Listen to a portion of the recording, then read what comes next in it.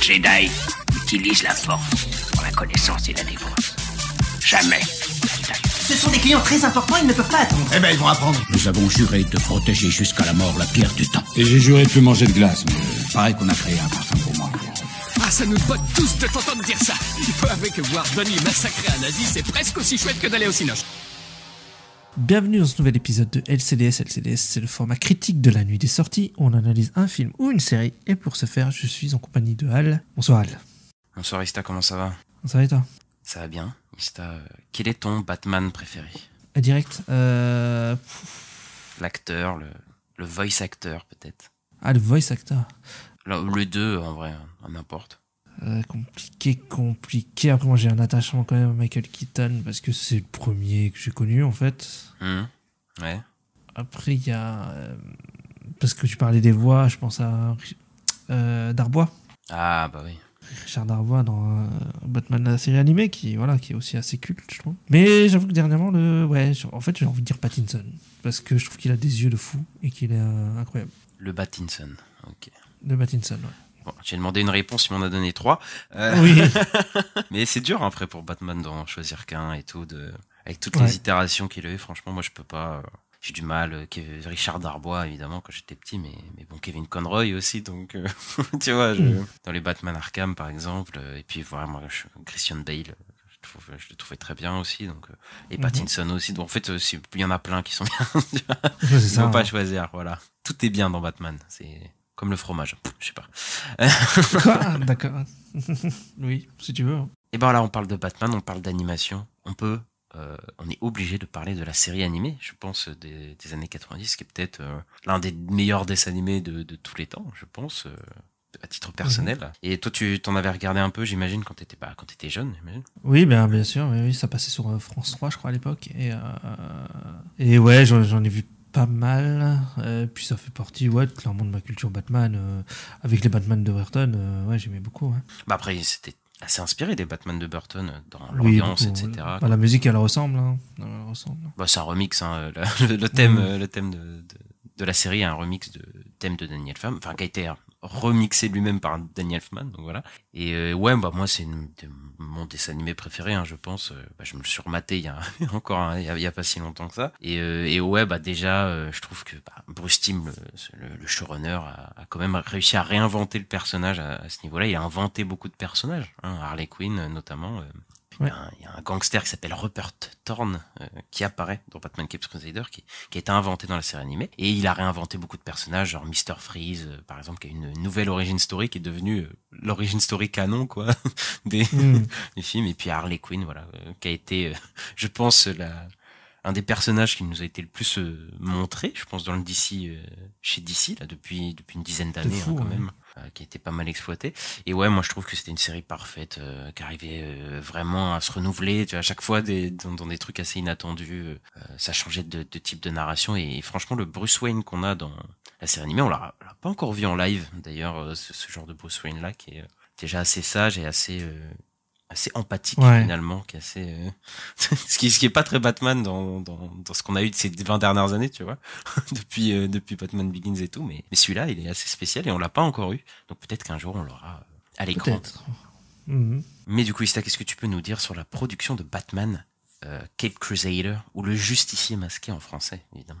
Oui, alors Warner a approché Bruce Timm dans l'idée de faire une suite à la série animée Batman, dont on vient de parler. Bruce Timm a refusé, mais a proposé l'idée de se diriger vers une série Batman tournée vers le film noir. On est un peu d'accord que franchement c'est une bonne idée qu'ils aient pas repris la série animée 30, même si bon, X-Men l'a fait en début d'année. Oui, mais c'est ce que j'allais dire, en fait. Il y a eu un contre-exemple là avec X-Men, mais je sais pas en fait. Mais en tout cas, l'idée est bonne du film noir, je la trouve chouette. Oui, après l'idée est bonne et voilà, mais je pense que là où X-Men, je pense, il y avait quand même des choses, tu vois, tu m'avais dit quand même que la série de base, elle était très enfantine, tu vois, et je pense qu'ils avaient peut-être pas exploité à fond, peut-être les X-Men, et là ils ont trouvé d'autres moyens.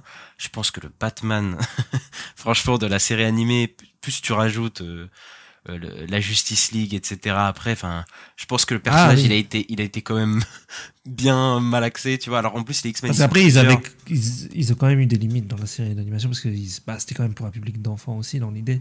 Oui, mais il y avait quand même un ton un peu mature, hein, sans que ce soit. Ouais, mais il pouvait pas faire des choses violentes ou des trucs comme ça. C'était quand même C'est ça, je suis des d'accord, enfants se mais regardaient, quoi. le ton était pas, tu vois, il y avait des personnages, des choses qui leur Bah arrivaient oui. qui étaient quand même assez, voilà, qui étaient pas que enfantins, tu vois. Je trouve que Bruce Timm il avait réussi, mais effectivement, visuellement il était limité de pas faire, tu vois, il y avait pas de gens qui mouraient, etc. Il y avait pas de sang, etc. quoi. Et bon, je sais D'ailleurs, pas. Ouais. je sais pas si tu sais, mais dans la série Spider-Man, tu sais, celle culte là, des années 90, Ouais. il donne jamais un seul coup de poing. Quoi? Parce que, il donne pas de coup de poing parce que, bah voilà, c'est pour les enfants, donc il doit pas faire de la violence, quoi. Il doit pas taper les Ouais, méchants. non, mais là ils abusent quand même. Batman il mettait des coups de poing dans la série animée. Quoi. Batman, il mettait des coups de poing. Ils l'ont mis un dans le générique, en tout cas, direct. Ouais, ouais.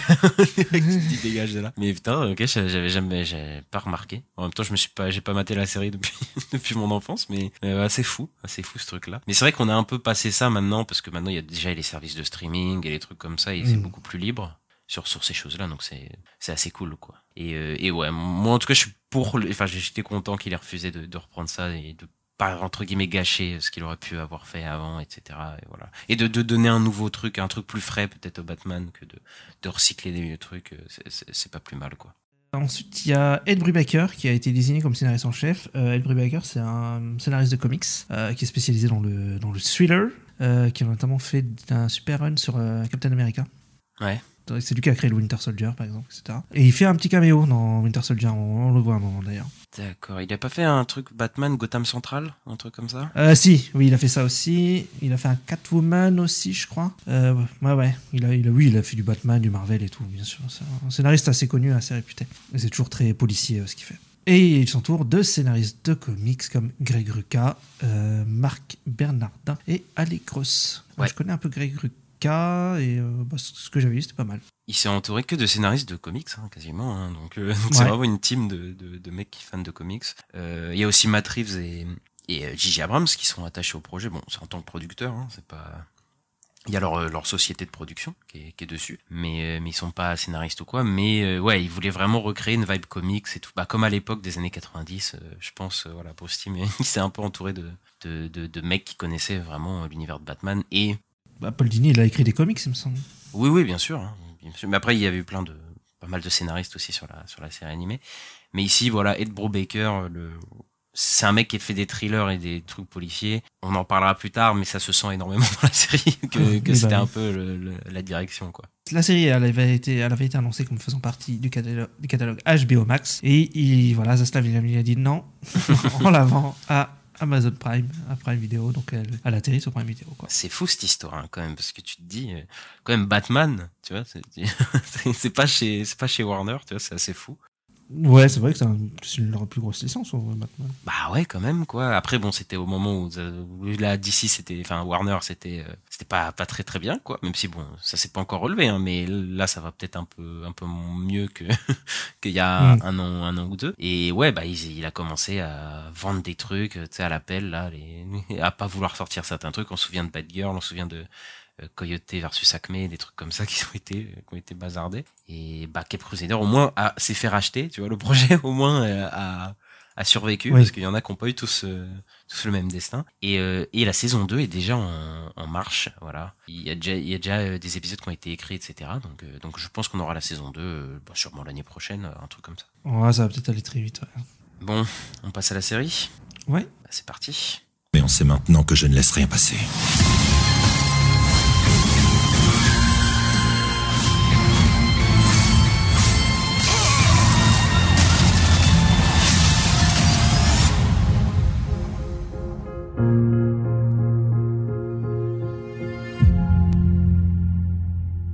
Bienvenue à Gotham City, où les criminels sévissent et les honnêtes citoyens vivent dans la peur. Forgé dans le feu de la tragédie, le riche mondain Bruce Wayne devient quelque chose d'à la fois plus ou moins humain, Batman. Sa croisade solitaire pour la justice attire des alliés inattendus au sein de la police et de la mairie de Gotham, mais ses actions ont des conséquences imprévues. On retrouve Hamish Linklater en tant que Bruce Wayne, parce que malheureusement Kevin Conroy est décédé il y a 2 ans à peu près de cela, donc ouais, lui qui était attitré en tant que Batman depuis 30 ans, quoi. Et donc du coup c'est un nouveau voice actor, on en parlera. Et on retrouve Jason Watkins, Eric Morgan Stewart, Crystal Joy Brown, John DiMaggio, Carl Gary Anthony Williams, Michel Sebonia et une flopée de caméos dont Jamie Chung et tout plein de mercredi, celle qui jouait mercredi Adam, j'ai oublié, Christina Ricci. Christina Ricci. Ouais. Voilà, donc bon, il y a pas mal de voice actors. Et je vais te commencer par la traditionnelle question, Ista. Qu'as-tu pensé rapidement et sommairement de Batman Caped Crusader, sachant que on n'en a pas parlé, je m'en rends compte, on n'a pas du tout parlé, donc je sais pas du tout ton avis, tu sais pas du tout mon avis sur la série. Donc, ouais, c'est vrai. Ça va être assez drôle. Alors, j'ai beaucoup aimé la série, je trouve que l'idée est super chouette, de Batman dans les années 40, méthode film noir et tout. Il y a plein d'idées de personnages assez chouettes, je trouve, les versions qu'ils en ont faites, les nouvelles versions. Voilà, je pense à Harley Quinn que je trouve chouette. Il y a la Double Face qui est un peu comment on dit, la ligne rouge là, je sais plus comment on dit, mais le fil rouge. Le fil rouge, voilà. Le fil rouge de la saison. J'ai plutôt apprécié ce que ça racontait. Les épisodes sont chouettes et tout. Il y a plein de clins d'œil à tout l'univers de Batman, etc. Mais j'ai un bémol sur la réalisation. Je trouve ça très plat. Je trouve ça très très plat et je trouve qu'il n'y a pas de grands moments qui ressortent de la série. Et ça me désole un peu parce que je la trouve vraiment chouette, mais je trouve l'animation très rigide et en fait, il n'y a pas... là où X-Men 97 ou Invincible arrive à avoir des moments forts qui deviennent un peu des mèmes et tout sur des réseaux sociaux, là, je trouve que ça manque en fait. Sinon, j'ai apprécié mon visionnage et c'était quand même chouette. Ouais, bah moi je te rejoins assez. L'animation est pas au niveau tout le temps, ça c'est faut le dire. Mais sur cette adaptation, j'ai quand même été surpris et c'est bien parce que je suis, on va pas se mentir, Batman c'est quand même mon super-héros préféré. J'ai fait plein de trucs dessus, j'ai joué à des jeux, j'ai regardé des films, j'ai vu je sais pas combien de films d'animation. Enfin, je les ai quasiment tous vus et je suis maintenant très rarement surpris d'une adaptation Batman. Et ici, ils ont réadapté les méchants, ils ont réadapté l'univers et ils ont fait des choix qui m'ont vraiment surpris quoi sur certains personnages, même Batman, etc. Donc et ça fait du bien quoi d'avoir un truc frais dans l'univers de Batman et je trouve que tous les changements sont plutôt bons en fait. Et même le style, l'ambiance, j'adore ce truc-là et je trouve que vraiment c'est ce qui ressort de cette série-là, c'est que c'est frais quoi. C'est que c'est vraiment frais quoi. Et après elle est pas exemple de défaut, hein, je pense, mais ça fait longtemps que j'ai pas eu un produit, putain j'aime pas ce mot, mais une série, une adaptation, quelque chose de Batman qui est aussi novatrice quoi. Et il fallait attendre Bruce Timm pour ça, tiens donc. donc voilà, étonnant quoi. Et on va commencer plus en détail. On vous prévient, on est en full spoiler hein, pour ceux qui savent pas, donc on va pas mal spoiler. Qu'est-ce qu'on pense du générique, tiens, parce que c'est la première chose qu'on voit en général dans les séries, le générique qui est en noir et blanc. C'est un style. Ça t'a parlé un peu ce générique? Pas de fou, je l'ai beaucoup passé en vrai. Je l'ai beaucoup passé, c'est pas... Okay. Oh, après, il est tellement culte, celui de TAS, là, de la série d'animation. Parce qu'en plus, là, il reprend des extraits de la série, donc moi, je suis pas trop fan quand ça fait pas sa propre truc. En fait, t'as des plans que tu vas retrouver dans les épisodes. Et je suis pas spécialement fan, en fait. Donc, je suis pas... L'esthétique noir et blanc et tout, ouais, c'est sympa, parce que ça va avec le côté film noir et tout. Mais c'est pas un générique que j'adore, hein, personnellement. Ah, moi, j'aime bien le générique, franchement. Limite, j'aurais envie de voir la série en noir et blanc comme ça. Quand je vois le truc et je me dis, putain, ça aurait pu être cool. Bon, la série pas dans ce truc-là. Mais moi, j'aime beaucoup le générique et oui, évidemment, si tu le compares à Batman The Animated Series, oui, c'est compliqué, tu vois. Obligé. Mais le thème est sympa, je trouve, et même les visuels et le côté noir et blanc et expressionnisme et tout, je trouve que ça marche très très bien dans le générique, quoi. Après, le générique est assez court, voilà, c'est un petit générique, c'est pas un truc comme ça, mais je trouve que ça installe une petite ambiance d'enquête et tout que j'aime bien, quoi. Et en parlant d'ambiance, l'ambiance de la série, les visuels, ça t'a plu ce côté polar noir dans l'esthétique, etc. Est-ce que tu as été comblé par cette ambiance-là? Plutôt, ouais. Après, j'ai quand même peut-être un petit bémol, je sais pas, j'ai l'impression d'avoir pas tellement senti les années 40 dans le sens où ils arrivent quand même à se parler par des téléphones et tout, enfin des talkie-walkie, des trucs comme ça. J'ai pas senti vraiment la limitation des technologies par rapport à la période où ils sont. Donc en fait ça m'a, je sais pas comment dire, mais ça m'a pas surpris de fou quoi. Enfin ça marche, mais j'ai pas ressenti de fou les années 40 non plus, 50, je sais plus. 40, ouais. 40, ouais. Ouais, parce que la série dans les années 40, moi, je trouve quand même, hein, moi, j'étais plutôt séduit, déjà, parce que, tout le monde est en tenue des années 40, quoi. Tout le monde est avec des costards et tout. Les gangsters ont des tenues de gangsters, ils ont des armes de gangsters, les armes de gangsters c'est déjà un peu ça dans TVS, non?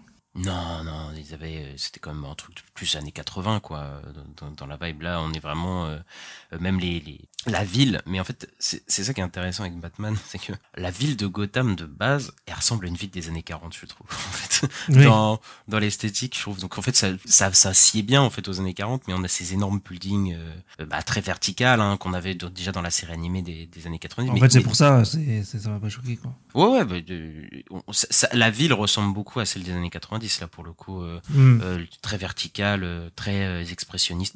Comme Tim Burton, en fait. Tim Burton, il y avait un peu ce truc de verticalité Ouais.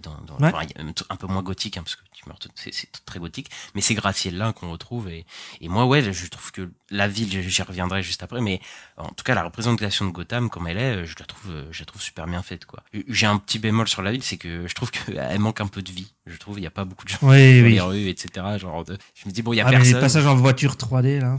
Ouais, ça c'est pas fou. Ça c'est vraiment pas fou. En général, déjà les mélanges 2D, 3D, faut vraiment que ce soit bien fait. Et là, dans les courses poursuites ou dans les moments où il y a de la 3D et tout, enfin ça se voit que c'est un peu cheap et tout, que c'est pas très bien incarné, quoi. Mais moi c'est vraiment les gens dans la ville, quoi, que j'aurais aimé voir, ou même des lieux un peu plus diversifiés, quoi, parce qu'on revoit le tribunal, le commissaire et tout ça, mais il y a moins de lieux iconiques. Au début, il y a l'Iceberg Lounge, tu vois, où je me dis, ah putain, ils vont prendre on va voir un peu les différentes villes, et en fait, pas vraiment, quoi. Il y a un petit bar, un petit truc, mais il n'y a pas de lieu alors qu'on est quand même dans Gotham, il y a souvent des lieux, genre Ice Chemicals, ou des trucs comme ça, tu vois, des lieux assez emblématiques, et là, il n'y en a pas eu énormément. Donc ça, sur ce point-là, j'étais un peu moins conquis, quoi. Et en fait, c'est plus sur le design de la ville que j'ai bien aimé, quoi, surtout. Ah, d'accord, ok, oui. Et l'ambiance. Oui, mais en fait, c'est... le design, pour moi, il est pas tellement différent d'habitude, en fait, je pense. C'est pour ça aussi. Il y a des grands bâtiments, quoi. Ouais, il y a une vibe... après, il y a la vibe... c'est Batman de Animated Series, quoi, des années 80. Ouais, c'est ça. Mais par exemple, l'ambiance, elle est en fait beaucoup plus années 40, je pense. Par exemple, la musique, on trouve beaucoup de jazz, par exemple, qui est un truc qui est très film noir, quoi. Tu vois, ça, c'est les trucs de jazz, on retrouvait pas ça dans The Animated Series. Et il y a cette ambiance beaucoup plus détective qu'il y a dans cette série qu'il y avait dans la série des années 90. Bon, après, on va pas comparer à chaque fois à la série des années 90, parce que sinon, on va pas... Mais il y avait quand même un petit côté détective dans la série des années 90. Bien sûr. Mais ici, ça fait vraiment film noir, quoi. Alors qu'il y avait beaucoup moins ça dans la série des années 90.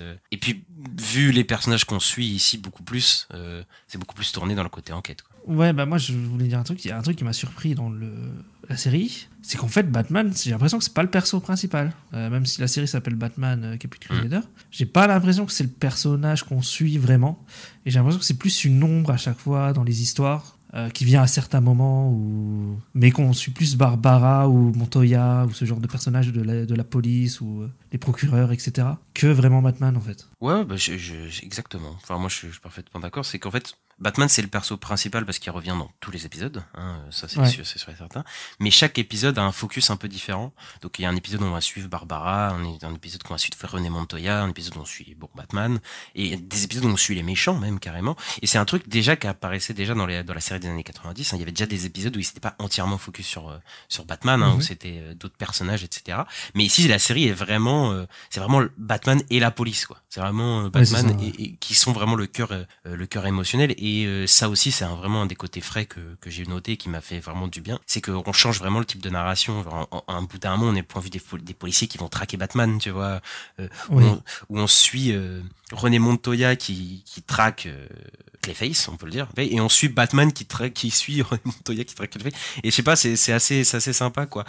Et la série est entièrement comme ça, quoi. Et moi, vraiment, c'est ce côté frais que j'avais beaucoup aimé, hein.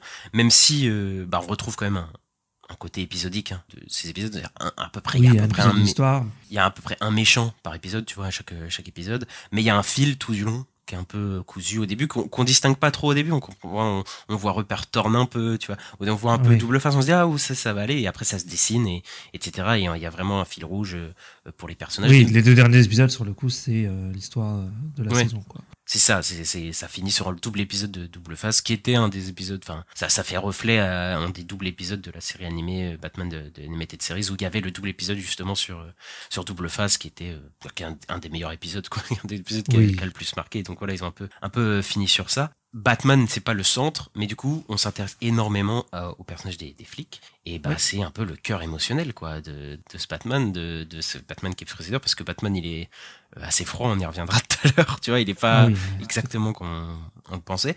Mais Batman, c'est pas que le personnage de Batman de Bruce Wayne, c'est aussi tous les autres personnages qui vivent, c'est la ville, etc. Et je trouve que du coup, bah, ça donne un côté unique. Enfin bref, là, je me répète pas mal, je me répète pas mal, quoi. Et du coup, qu'est-ce que t'as pensé, toi, de la narration, plutôt des enquêtes, par exemple, ce genre de choses, du fantastique ou du pas fantastique qu'il y a dans la série, par Ah, exemple? c'est vrai que ça m'a surpris parce qu'il y a un épisode où c'est vraiment. Il y a un fantôme et je pensais que c'était moi un truc à la Scooby-Doo, ça allait être un truc faux, tu vois. Bah, pareil, ouais. Et en fait, non, c'est du vrai fantastique. Voilà, c'est un vrai fantôme. Et il y a un personnage qui est qui est dans les comics, là, le personnage noir. Et tous les personnages tous les méchants sont dans des comics. Mais c'est intéressant parce qu'ils utilisent pas, il y a quand même encore un côté frais, c'est qu'ils utilisent pas que des méchants connus, hein. Tu vois, Oui. il y a 3 méchants, je les connaissais pas du tout, quoi. Et dont le Gentleman Ghost, qui est le premier élément fantastique Oui. de la série. Et je pense que ça marche. Tu sais, enfin, le côté, est-ce que c'est un fantôme ou pas? Tu sais, Batman, il est en mode, mais est-ce que c'est un fantôme ou pas? Et ça marche parce que, en fait, avant l'arrivée de l'épisode 6, c'est que des trucs terre à terre. Ouais, c'est pour ça aussi, je pense que je me disais que c'était un truc à la Scooby-Doo. Et effectivement, il y a ça, ouais. Et tu sais, c'est une série énormément d'enquêtes, tu vois, et c'est Ouais. même plus une série d'enquêtes que d'action, hein, quand même, pour le coup. Ouais, complètement. Ouais, ouais. Il n'y a pas beaucoup de scènes de combat, hein. Ah, pas beaucoup, mais c'est peut-être pas plus mal. Parce que Ouais, les elles scènes sont de pas combat folles, hein. sont pas folichons, faut le dire, quoi. Mais je trouve que le mystère, il fonctionne bien et tout, parce que bah, t'as une réinterprétation des personnages, et t'as cet épisode 6 qui arrive, et t'as ce fantôme qui s'appelle Gentleman Ghost, qui a un super design, et ça marche bien, parce qu'en fait, jusque-là, t'as que du réalisme. Mais toi, du coup, le côté fantastique, est-ce que tu penses que c'était de trop, ou ça aurait dû rester réaliste? Non, bah moi ça m'a pas surpris parce qu'en fait même si je dis ça dans la série animée t'avais Clayface, gueule d'argile, voilà, qui se transformait et tout. Donc bon, enfin moi le fantastique dans Batman ça me surprend pas et je suis même plutôt content parce que moi c'est ce que je reproche au Batman de Nolan où je trouve que ça s'ancre un peu trop dans le réalisme et que sur le coup tu peux plus rien faire de fantastique dedans et donc là moi je trouve ça chouette. Ouais, moi je trouve en tout cas, vu la construction de la série, intéressante. Parce que ça te met bien le doute, quoi. Parce que Ouais. Batman Animated Series, ça assumait directement le côté fantastique. Il y avait des persos, enfin, voilà, il y a Man-Bat, je crois que c'est l'un des premiers épisodes. Tu fais bon, ok, ça, Oui, ça c'est le part tout en premier couille. je crois. Ouais. Ouais, ça part en couille, quoi. Mais là, de toute façon, le fait que Batman se demande lui aussi, au final, tu t'identifies à lui et t'es un peu dans le même cas que lui, quoi. Ouais, clairement. Et la série, elle a un ton assez mature, on l'avait dit plus tôt. Ouais. Un peu plus mature que la série de 90, même si je trouve pas que le ton soit vraiment plus mature, c'est juste que visuellement on peut représenter des trucs un peu plus... Oui. Voilà, parce qu'un peu plus... Même, tu vois, j'ai du mal à dire que c'est une série quand même complètement pour les enfants, parce qu'il y a quand même des cadavres, quoi. Il y a un moment, il y a Batman qui trouve des cadavres sous le plancher et on voit des Ah non, mais ça doit araignées. être. Ouais, ça doit être. Bah, comme X-Men, ça doit être PG-13, un truc comme ça. Ouais, et j'étais assez surpris même de la fatalité, quoi, qu'il y a dans le truc. Il y a des personnages qui meurent, quoi. Tu vois, j'étais Oui. en mode, ah oui, quand même, ça va loin, quoi. Ouais, ça m'a surpris aussi, mais sur le coup, ouais, bah, je suis pas. Enfin, je suis surpris et pas surpris en même temps.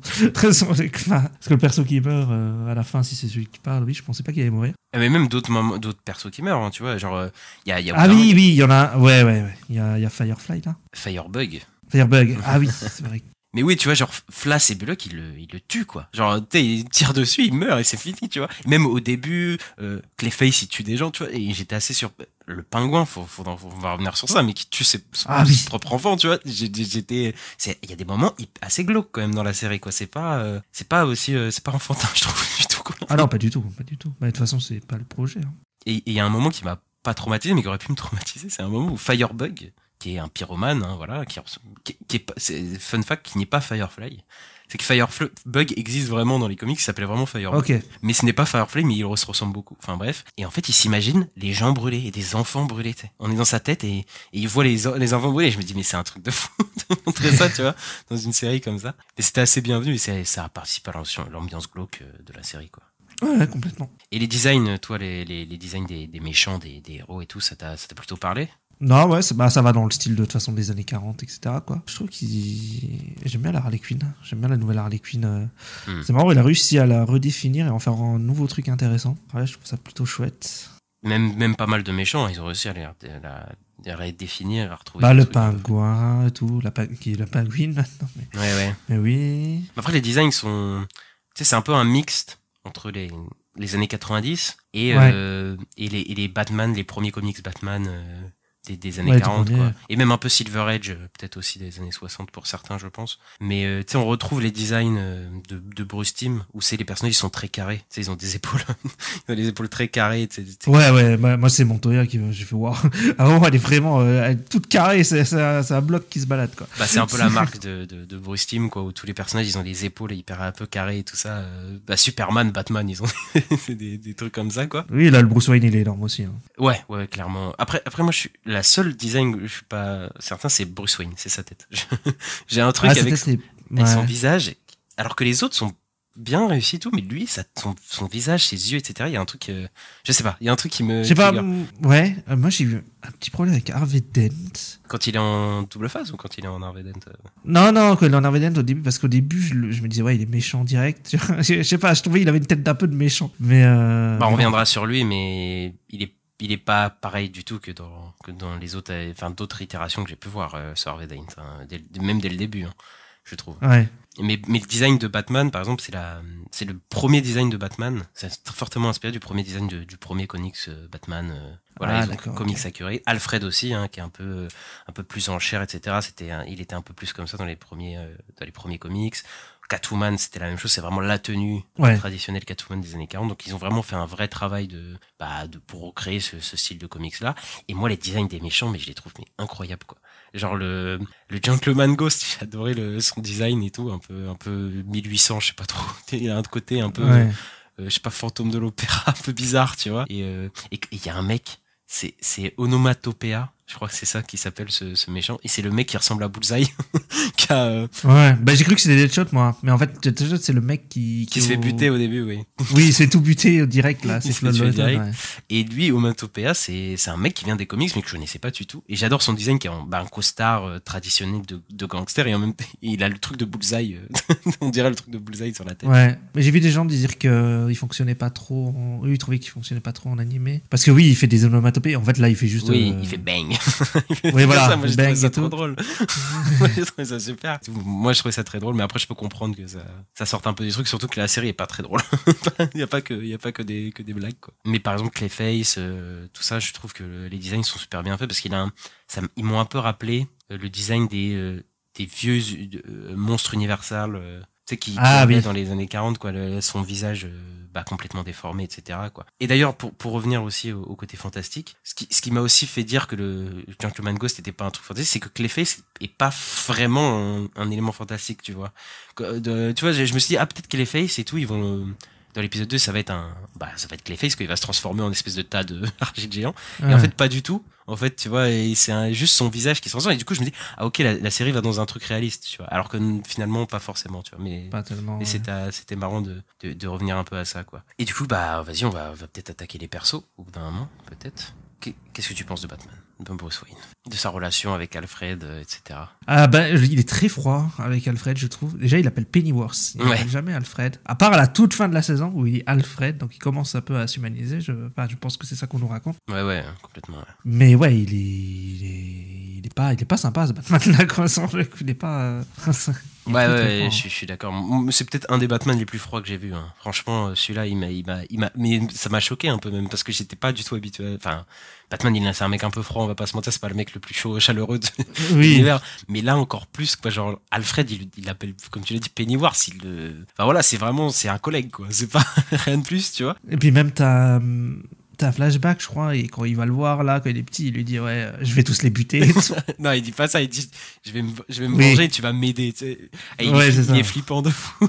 Il est flippant et tout, tu fais c'est que ce Batman, il est pas, Bruce Wayne, il est pas, voilà quoi. Et même il est hyper violent et colérique. Genre, je crois que c'est dans l'épisode 1 ou 2, il arrive avec la Batmobile, il renverse deux gars. Il renverse deux gars sur le côté et tout. Je fais il est hyper violent, il discute pas du tout lui, hein. Avec les méchants et tout, il arrive, il est tabasse quoi. Tu fais il est très, mais ça fait partie aussi de son évolution qui s'ouvre un petit peu aux autres au fur et à mesure avec René Montoya, Barbara Gordon, il s'allie un petit peu plus à eux, et à la fin effectivement il appelle à Pennyworth, Alfred, voilà, comme voilà, il y a un peu ce parcours là, donc mais c'est vrai que au début ça fait un petit choc quoi, moi je trouve. Ouais, de fou. Et d'ailleurs le doubleur il s'en sort bien, hein, franchement. Il est bon, ouais, je regarde en VO sur le coup, et ouais, il est bon. Amish Linklater. Mais je sais pas si t'as Et remarqué il là. change de voix, non, quand il est avec Alfred et quand il est avec les autres. J'ai l'impression qu'il C'est change de ça. voix. Bah, en fait, quand il est Batman, il a sa voix de Batman, et quand il est Alfred, et quand il est Bruce Wayne, il essaye de faire le gars un peu comme d'habitude.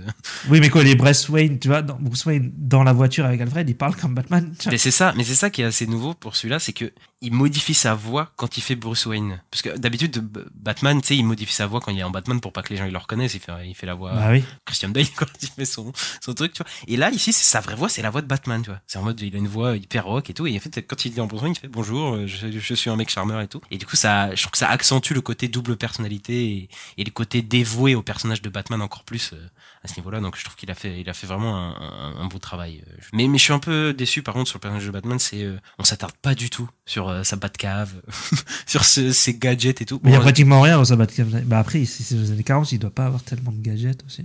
c'est ça, mais tu vois, sa Batcave, j'arrive pas à voir vraiment à quoi elle ressemble, tu vois. Je sais qu'il y a des espèces de bureaux, il est dans un truc, mais tu vois, il y a pas de plan d'ensemble sur la Batcave, de trucs, est-ce qu'il est dans son manoir, il descend dans sa Batcave, etc. Tu sais, Ah oui, ok. il y a pas du tout de... C'est vrai qu'on sait pas où c'est, mais bon, ça doit être son manoir. Mais Ouais, mais tu vois, on voit pas du tout son manoir, quasiment. ils ont remplacé son ordi là par une map. Là. Il a une grosse map sur un tableau. Oui, bah après ils ont adapté en mode 1940, il a pas du tout. Bah, sa Batmobile, hein, tu vois, il le téléphone à l'ancienne où ils doivent se connecter, rediriger les trucs Oui. et tout, tu vois. Voilà, ils ont un peu adapté le truc. Même si sa Batmobile est cheatée, hein, quand même. Oui. Elle va beaucoup plus vite que toutes les autres voitures, personne peut la défoncer, quoi. Même c'est un des conséquences, tu vois, il a une vraie évolution sur ce côté froid, sur Harvey Dent, c'est que c'est un peu à cause de lui qu'il le pousse un peu Harvey à le faire sortir de chez lui, et, tu sais, alors qu'il est pas prêt, etc. Et donc ça va un peu plus pousser Harvey par sa descente aux enfers. Donc c'est plutôt pas mal. Mais on a une place importante de la police, des policiers, du côté enquête, donc Gordon, commissaire Gordon, James Gordon, Barbara Gordon, René Montoya et Bullock et Flass qui sont assez importants aussi dans la série. Et ce côté-là, est-ce qu'ils t'ont plutôt plu, ces personnages-là? Ouais, bah Bullock là par contre c'est vraiment un pourri quoi. Alors c'est pas tout le temps le cas. Parce qu'il me semble que la série d'animation, il était tout le temps avec Gordon. Il aime pas Batman, mais c'est quand même un bon flic. Mais là, c'est vraiment un pourri. Après, c'est Flash surtout qui l'influence. Mais C'est ça. Bah après, dans la série des années 90, c'est au début qu'il est un peu pourri. Enfin, il est pas, tu vois, il va pas faire les trucs qu'il fait dans cette série-là où il bute, Oui. etc., quoi. Mais voilà, oui, il aime pas Batman, il prend sûrement des pots de vin, des trucs comme ça, tu vois, mais au fur et à mesure, il quand même, tu vois, Batman, il l'accepte un peu plus, voilà, Gordon, ça se passe plutôt bien avec lui, donc là, par contre, oui, Bullock et Flash, et ça m'a choqué, parce que ils prennent dans l'épisode 4, qui est peut-être un de mes préférés, on les suit vraiment, quoi, à un moment encore, on est vraiment avec eux, en mode, ils doivent travailler pour Rupert Thorne, je sais plus pour qui, tu vois, et etc., et ils sont vraiment horribles, quoi, les deux, même s'ils font un bon duo, je trouve, Bullock et Flash, l'un est un peu plus débile que l'autre, mais je trouve qu'ils font un beau duo, ils font des bonnes combines ensemble et ouais ils sont hyper froids, ils hésitent pas à tuer et tout, et ils prennent plus d'importance que prévu dans la série, ça c'est j'ai beaucoup aimé, et ils ont un côté détestable surtout avec René Montoya où ils supportent pas que ce soit une femme au-dessus d'eux, par exemple, et ils vont faire des combines vis-à-vis de ça, donc ouais, ça c'est plutôt bien fait, je trouve. Mais du coup, Barbara Gordon, cette nouvelle itération, par exemple, en tant qu'avocate. Ah, j'aime beaucoup, moi. J'aime bien en plus parce qu'en fait, dans l'idée qu'elle soit avocate, ça fait un peu ces avocats contre les policiers, contre le commissaire, c'est un peu un truc qui s'oppose, quoi. Donc je trouve l'idée, elle est chouette, quoi. Bah complètement. Je trouve qu'elle est un peu, c'est un peu un mix de Barbara Gordon, l'ancienne Barbara Gordon, un peu dévouée et tout ça, mais en même temps c'est un peu un mix de Harvey Dent avant qu'il soit double face dans d'autres itérations, parce qu'ici moi je trouve qu'il est assez différent, Harvey Dent, on y reviendra, mais ouais, elle a déjà un rôle actif dans Gotham et elle fait face à la police, à son père, sur certaines idées, hein, même si elle est alliée à lui et tout ça, et elle fait un peu face à Harvey Dent qui lui est un peu corrompu déjà dès le début, et ouais, je trouve qu'elle apporte un côté un peu gris à l'histoire parce qu'elle remet en cause vraiment la police et même ce qui pousse les criminels au crime, tu vois, entre guillemets, tu vois. Et je trouve que c'était plutôt bien vu de cette série-là de remettre ça en perspective, ce qui est pas tout le temps le cas d'ailleurs dans les trucs Batman, quoi. Ah, mais ouais, même à un moment, ils ont une discussion et genre Gordon, il est pas content, il dit ouais, tu le fais sortir de prison, machin, et puis elle... Ouais, ils sont pas d'accord sur le système carcéral, par Bah, exemple, c'est ça, sur les ouais. trucs là, quoi. Et ça, c'est toujours bien fait. Enfin, quand c'est dans Batman, et ça, c'est super intéressant à chaque fois, quoi. Bah ouais. Après, bon, Gordon, je l'aime bien, tu vois, toujours, mais il est assez fidèle Ouais. au Gordon qu'on connaît, en fait, entre guillemets, quoi. Il est très dévoué, il est pas corrompu, voilà, c'est le chef de la police, c'est plutôt bien. Et enfin, ils ont mis René Montoya, enfin, devant de la scène, parce que, enfin, elle était super dans la série animée des années 90, quoi. Et là, il la remet vraiment devant la scène, il a un vrai rôle assez important, et c'est une super détective. Moi, je l'adore vraiment, quoi. Ouais, c'est un très bon personnage. On la suit beaucoup, elle est beaucoup avec Gordon et tout. Et ouais, elle fait plein de plans, de machin. Enfin, elle est super importante dans la série. Et ouais, elle est intéressante, ouais. Et puis elle a un petit arc où elle doit se faire accepter dans la police, etc. Parce que déjà c'est une femme, donc je pense que dans ces années-là c'est assez compliqué. Et puis on comprend non plus qu'elle est pas là depuis très longtemps, etc. Donc voilà, elle a un peu ce truc-là, quoi. Et elle fait un beau trio. Il y a un beau trio aussi entre René Montoya, Barbara Gordon et Harley. Harley, ouais. Qui fait très Birds of Prey, sauf que c'est Birds of Prey avant qu'ils deviennent des super héroïnes ou des super méchantes, tu vois. Il y en a, ils disaient, ouais, ce serait peut-être ça. Peut-être ça va se faire, hein. Je sais pas. Ouais, je sais pas. On verra de toute façon la saison 2 et tout. Je pense que au vu du teasing de la saison 2, je pense qu'il y a quelque chose qui arrivera, quoi. Mais on peut peut-être s'intéresser aux méchants parce que là il y en a beaucoup. Il y en a de plus ou moins intéressants. Mais par exemple le pingouin, moi je trouve que c'est super ce qu'ils ont fait en fait avec le pingouin. Même si je sais qu'il y a des gens qui sont pas contents du tout. Oui, pas du tout. Ouais.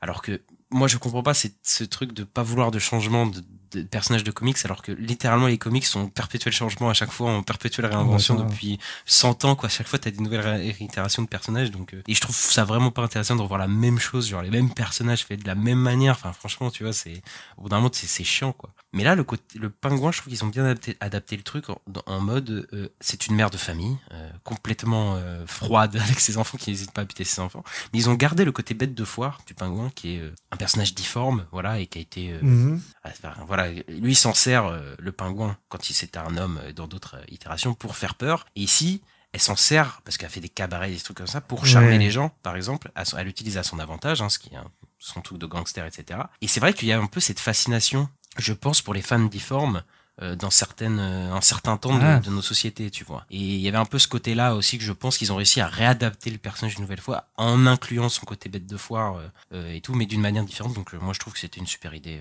de faire un peu ça pour le personnage.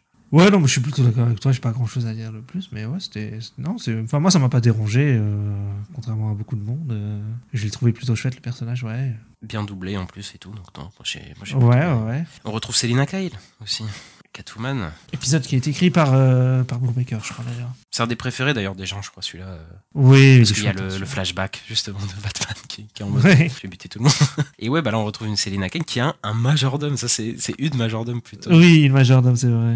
Ça fait un peu reflet de Bruce Wayne d'à côté, parce qu'elle est riche, on apprend qu'elle est née dans la richesse, donc c'est pas une Catwoman parce que il y a beaucoup de versions de Catwoman où elle est née pauvre, etc. et elle vole pour s'enrichir. Ici c'est une richesse qu'elle a perdue, donc et qu'elle va essayer de retrouver en faisant des crimes, etc. Qui est un peu ruinée. Et c'est un peu un reflet de Bruce Wayne, mais qui a mal tourné, quoi. Qui est un peu une gosse de riche pourri gâté qui tombe dans le crime, quoi. J'aime bien un moment que Alfred lui dit, mais c'est pas vraiment une méchante, c'est du vol, c'est pas. Ouais. Tu vois, il dit ouais, c'est pas, voilà, on a vu pire, quoi. Oui, il y a une bonne relation toujours entre. Enfin, moi je trouve que ça marche tout le temps, Batman Catwoman. Ouais. Non, j'ai plutôt bien aimé cette version de Catwoman là. Mais on l'a pas vu beaucoup sur le coup. Non, on l'a vu qu'un épisode. Il y a beaucoup de méchants qu'on voit qu'un épisode, par exemple. Harley Quinn, par exemple, qui est très différent et qui. On la voit un peu plus. On la voit plus parce qu'on la voit en filigrane, en perso secondaire, avant son épisode 5, je crois. C'est ça. Et elle fait des psychanalyses de gens. Ouais, moi j'ai bien aimé les psychanalyses qu'elle fait à Bruce Wayne et tout. J'ai bien aimé quand elle le questionne et tout, fait mais comment vous traitez les femmes, à chaque fois vous passez de femme en femme, vous avez pas un petit problème et tout. J'ai fait ouais, je pense qu'il y a des problèmes avec Batman, je pense, mais c'est assez marrant, quoi. Mais c'est une Harley Quinn sans son Joker, sacrilège ou pas?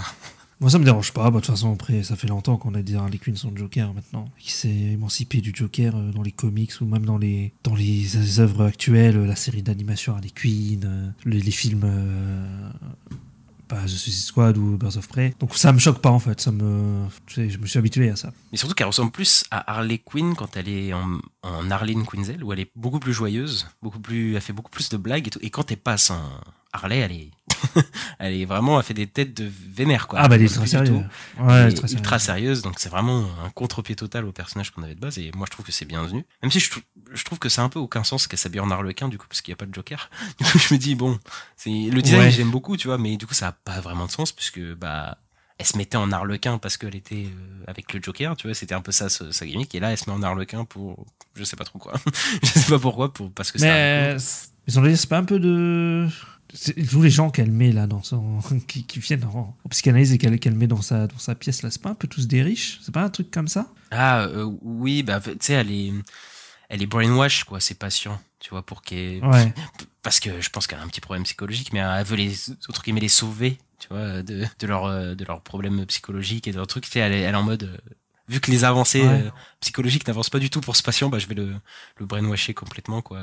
Et elle est horrible parce qu'elle les torture complètement dans ces trucs. Oui, oui. Elle est complètement malade, quoi. Mais elle est pas manichéenne, tu vois, elle est pas complètement horrible parce qu'elle a sa relation avec Barbara Gordon et René Oui, Montoya, bah, c'est qui est pour ça, vraiment très forte, quoi. Même dans ce côté psychopathe et tout, à la fin, elle va quand même essayer de sauver Barbara, etc. Donc il y a vraiment une relation entre les trois qui est vachement intéressante, quoi. Ouais, ça j'ai plutôt bien aimé aussi. À un moment, ils sont tous les trois au resto là. Et, enfin, je sais plus si c'est dans un resto ou quoi, mais ouais, c'était intéressant. Oui, et puis Et même elle a un vieux là, avec elle aussi.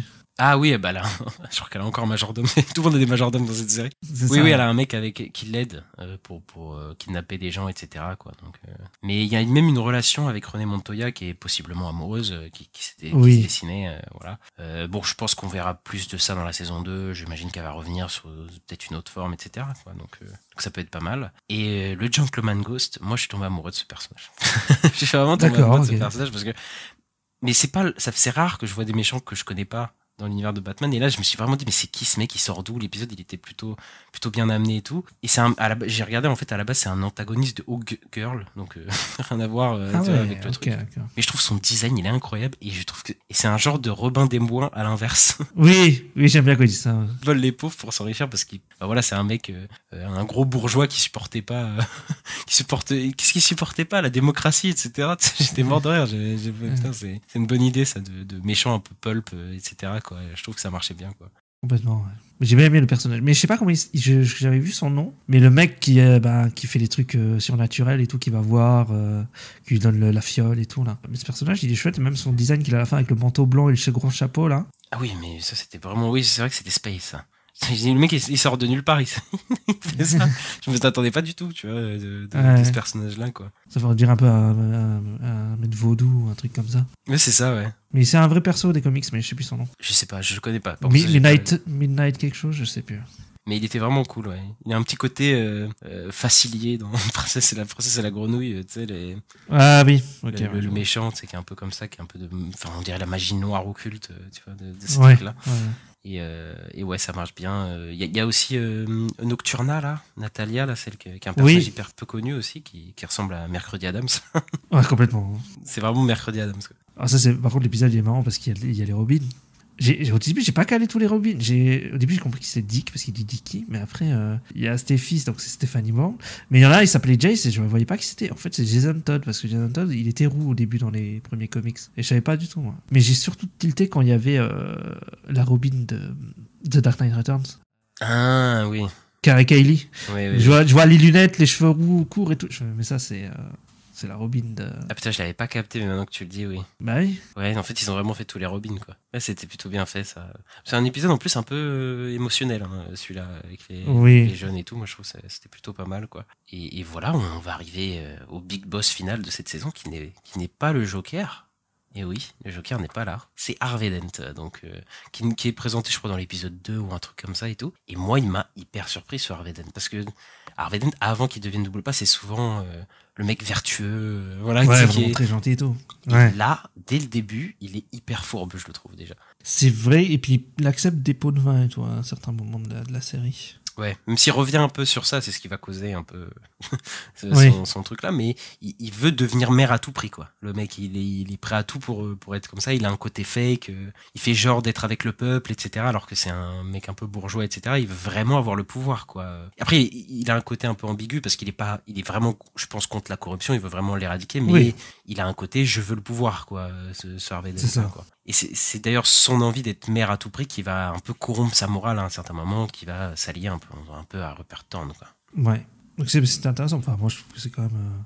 Enfin, cette storyline, elle est vachement intéressante. Mais toujours double face, c'est toujours intéressant ce qu'ils en font. Oui, bah, toujours le moment où il bascule, c'est toujours le moment le plus intéressant. Après, je vais pas le comparer à l'épisode des doubles épisodes des séries animées, parce que le double épisode des séries animées, pour moi, il est vraiment parfait. Là, pour le coup. Il y a pas Poison Ivy dans. C'est ça, non? Non, alors. Poison Ivy, elle est elle sort avec Harley Dent avant ces épisodes, avant ces épisodes-là, oui. Oui, parce que Harvey Dent est pote avec Bruce aussi dans la série animée avant qu'ils deviennent double face, etc. Et d'ailleurs, c'est Rupert Thorne, le responsable du drame du fait que son visage est complètement brûlé dans les deux versions, dans la version des séries animées et dans cette version-là, c'est lui qui est responsable de ça, quoi. Donc, après, la version de base, je crois que c'est un long Halloween. Je sais pas si c'est dans un long Halloween la première fois. Il me semble que si, mais le comics en tout cas, c'est celui-là qui raconte ça. Mais je sais plus si c'est Rupert Thorne.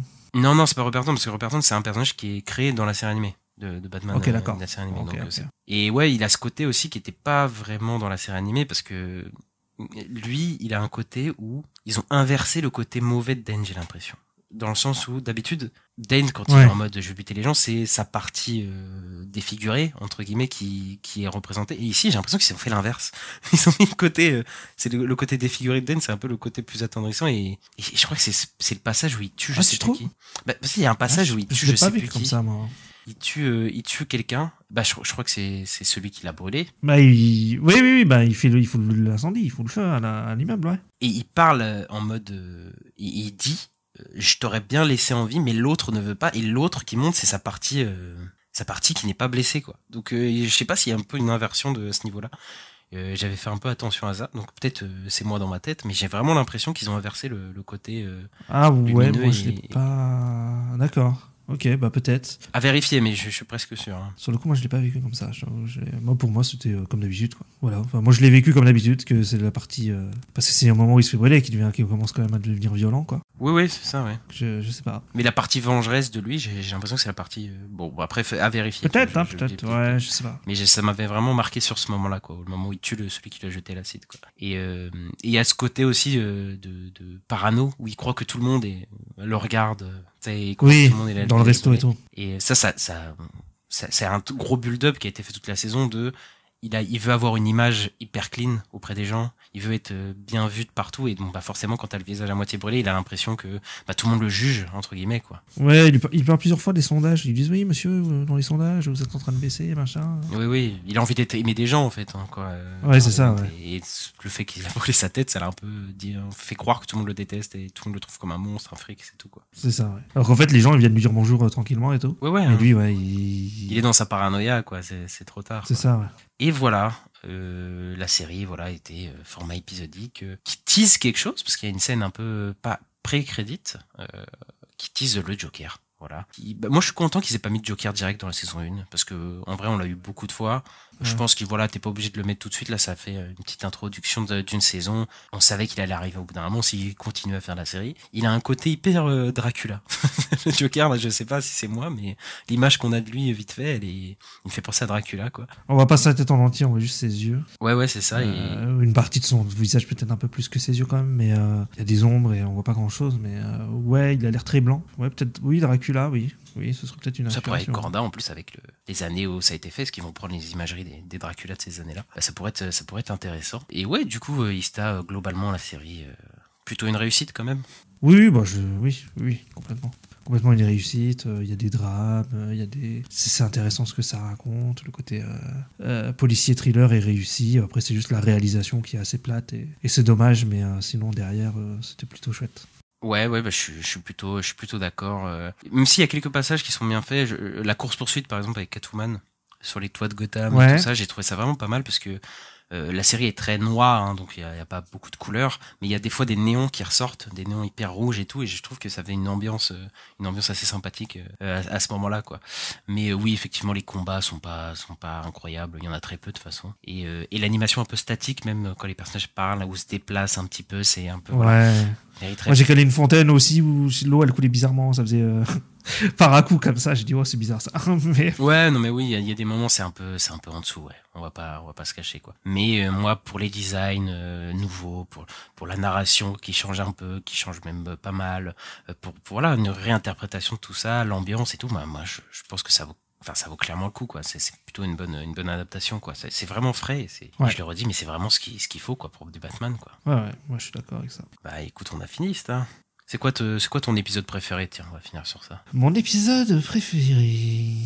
J'aime bien le double face qui va buter tout le monde. J'adore. Ouais, la partie 1. La partie 2 un peu moins bien, je trouve. Mais moi, ouais, peut-être un peu moins. Mais moi, en fait, j'étais un peu du côté de Harvey, en fait, dans l'histoire. Ouais, bah il est un peu empathique à ce moment-là. Bah forcément, quand on a un peu de peine pour lui, quoi, malheureusement. Et j'ai déjà dit, je crois que j'aime bien les trucs de vengeance, donc ça, j'aime bien. Ouais, bah t'aimes bien Batman, quoi. Oui. Et bah moi, je dirais l'épisode 4.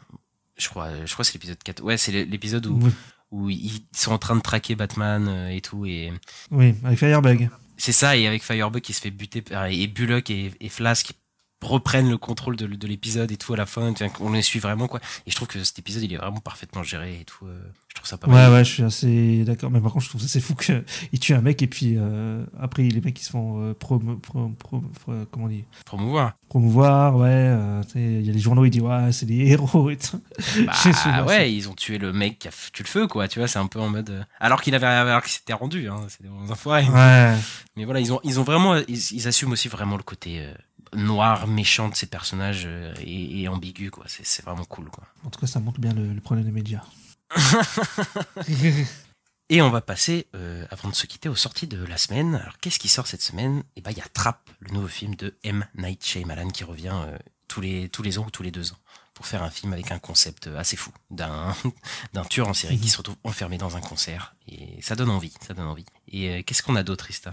Alors on a aussi Borderlands, voilà le film adapté du jeu vidéo Borderlands de Gearbox avec Cate Blanchett, Jamie Lee Curtis, Jack Black, Kevin Hart, voilà. Donc quand même du bon monde, mais on verra. Je sais pas ce que ça va donner. En tout cas, le box-office, les prédictions du box-office sont pas très très bons en tout cas. Donc... Oui, après ça veut pas dire que c'est un bon film ça. C'est ça, bah rendez-vous bientôt pour le voir. Et on a The Instigators, qui est le nouveau film de Doug Liman dont on a fait la review d'un film cette année qui s'appelait...